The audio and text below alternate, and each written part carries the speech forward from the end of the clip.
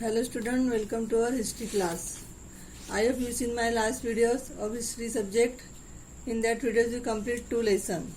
The name of first lesson is sources of history and the name of second lesson is India before the times of Shivaji Maharaj. Now let us start our third lesson of history, religious synthesis. The name of our third lesson name is religious synthesis. Initially rituals and Brahmajnan were greatly emphasized in the Indian religious life. Student, in this lesson, diversity of languages and religions is an important characteristic of Indian society. In this lesson, we study the diversity of languages and religions is an important characteristic of the Indian society. Religious synthesis.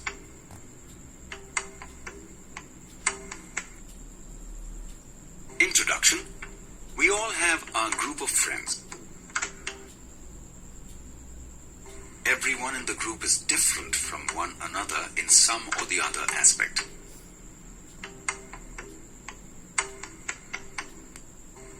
Which means someone's mother tongue is different from ours, while someone's religion is different from ours. Even though there being difference, while taking care of ours and others' differences, these group of friends remains united.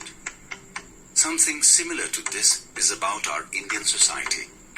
The Indian society people speaking different languages and belonging to different religions live.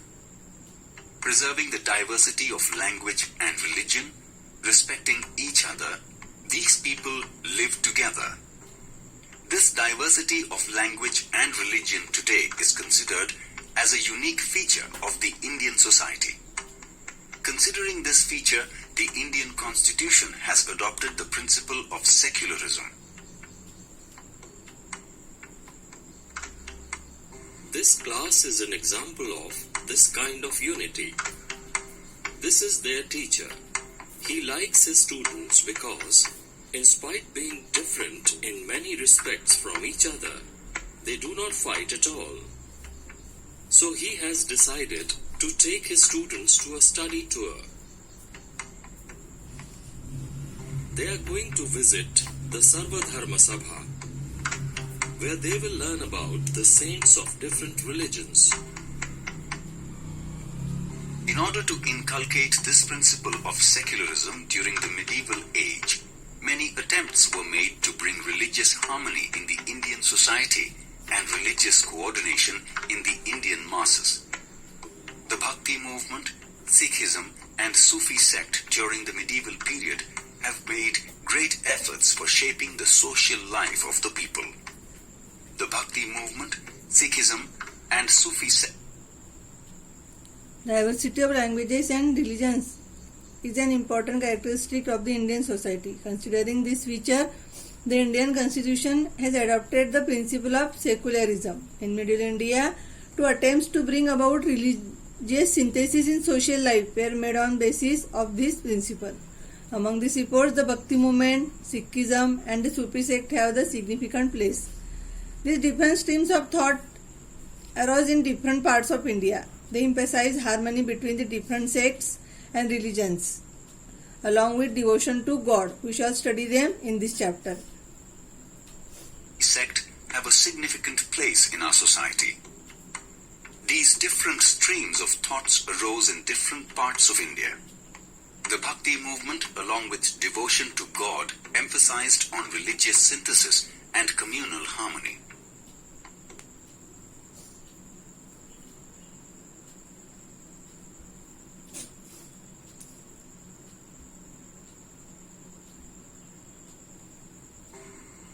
The Bhakti movement. In the different regions of India, we find different forms of path of devotion. According to the local situation there, the Bhakti movement used the common people's language instead of Sanskrit.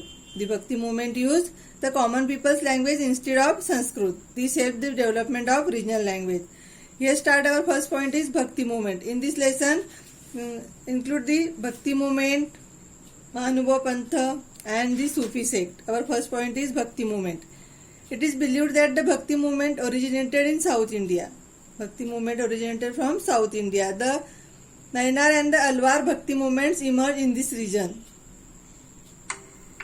Right from ancient times in the Indian religious life, rituals and Brahmadhyan have been given great importance. But during the medieval period, these two paths lost their importance and Bhakti Marg gained importance. In the Bhakti Marg, hierarchies of birth and caste system had no place. This led to the facilitation of religious synthesis.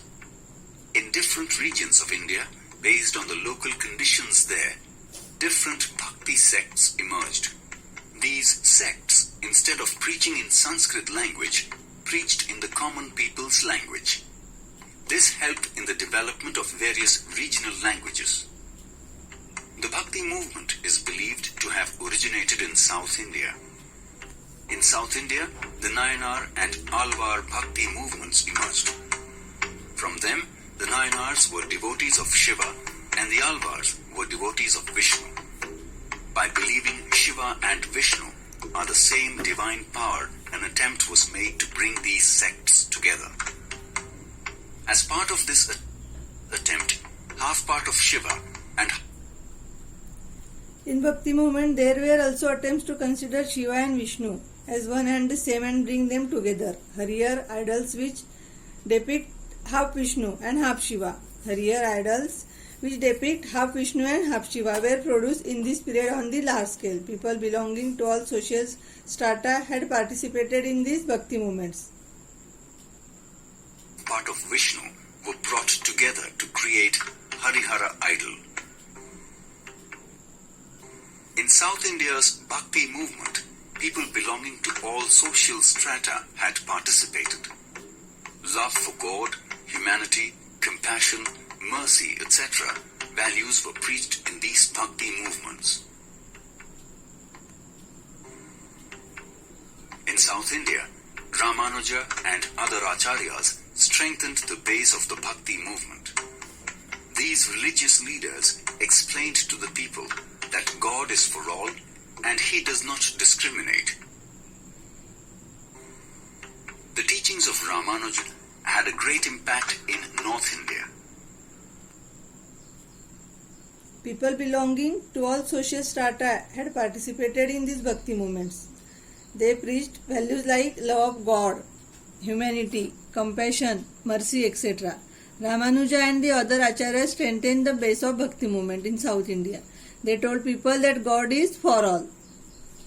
In South India Bhakti movement, Ramanuja and acharyas strengthened the base of Bhakti movement. They told people that God is for all. God does not discriminate, not different to any others. The teaching of Ramanuja had a great impact in North India also. In North India, Sant Ramanand preached the importance of bhakti to the people. Sant Kabir was a well-known saint of the Bhakti movement. He denied the importance attached to places of pilgrimage, vratas, idol worship, and believed truth was God. He taught that all human beings are equal. Kabir did not believe in any differences based on caste, sect, creed, and religion. He wanted to unite the Hindus and the Muslims. Besides this, he strongly criticized both the Orthodox Hindus and Muslims. Sant Ramananda strengthened the Bhakti movement in North India. Sant Kabir is a well-known sant in Bhakti movement. Sant Kabir is a well-known sant in the Bhakti movement. He did not attach any importance to places of pilgrimage, vrats and idol worship. For him, truth was God. For Kabir, the truth was God. He taught that all human beings are equal. He did not believe in any differences based on caste, creed, sect and religion. He wanted to bring about Hindu and Muslim unity. He criticized the extremely orthodox people in both Hindu and Muslim religion in strong terms. Student, here Sant Ramanand strengthened the Bhakti movement in North India. Sant Kabir is a well-known sant in Bhakti movement. To the east in Bengal, Chaitanya Mahaprabhu underlined the importance of Krishna Bhakti. He had travelled all over India. Due to the teachings of Chaitanya Mahaprabhu, transcending the boundaries of caste and creed, people joined the Bhakti movement. Getting influenced by Chaitanya Mahaprabhu, Shankaradeva in Assam spread the Bhakti movement. Narsi Mehta was a renowned Gujarati saint. He was an ardent devotee of Krishna. He gave the message of equality. He is known as Gujarati language's first poet. Here students, some sons in Bengal, Chaitanya Mahaprabhu underlined the importance of Krishna Bhakti. Due to his teaching, people joined the Bhakti movement in transcending the boundaries of caste and creed. In Bengal, Chaitanya Mahaprabhu underlined the importance of Krishna Bhakti. Due to his teaching, people joined the Bhakti movement in transcending the boundaries of caste and creed. Under his influence, Shankar Deva spread the Bhakti movement in Assam. In Assam, Shankar Deva spread Bhakti movement. Narsi Mehta was the renowned Vaishnav Sant in Gujarat. He was an ardent devotee of Krishna. He gave the message of equality. Narsi Mehta gave the message of equality. He is known as the first poet of Gujarat language.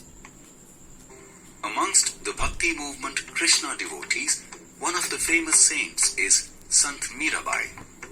Sant Mirabai. Then next, Sant Mirabai stressed the importance of devotion to Krishna. You know students, Sant Mirabai, Abhang Bhajans, she belonged to the royal family of Mewad. Sant Mirabai belonged to the royal family of Mewad. She renounced all pleasure of the royal family and immersed herself in devotion to Krishna. She composed devotional verses in Rajasthani and Gujarati. Mirabai stressed the importance of devotion to Krishna. Mirabai belonged to the royal family of Mewad. Renouncing all the pleasures of the royal family, she immersed herself in devotion to Krishna. Sant Mirabai composed devotional verses in Rajasthani and Gujarati. From her devotional verses, she gave the message of devotion, tolerance, and humanity. Giving the message of equality and humanity, another great saint, Sant Rohidas, lived during this period. Likewise, Sant Sena was yet another influential saint who also belonged to the same period. In Hindi literature, holding the position of a great poet, Sant Surdas composed the poetical work Sursagar. Devotion to Krishna or Krishna Bhakti was the subject of his work. A Muslim saint